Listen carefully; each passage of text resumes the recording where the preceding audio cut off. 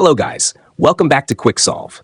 Today I will show you how to get a VPN for free with no subscription and no third-party apps. First, go to the search bar, type Settings and open it. Then click on Network and Internet.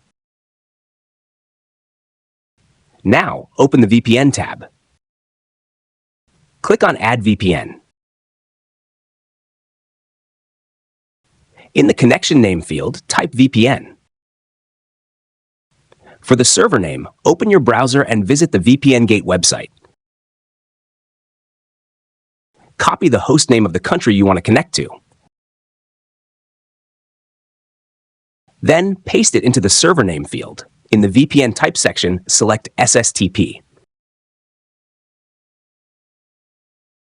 For type of sign-in info, select username and password. In the username field, type VPN. In the password field, type VPN.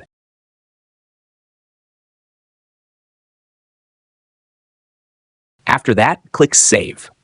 Whenever you want to connect to the VPN, open the VPN settings, select your VPN connection, and click Connect. That's it. Your PC is now successfully connected to a VPN. If this video was helpful, please like the video and subscribe to the channel. Thanks for watching.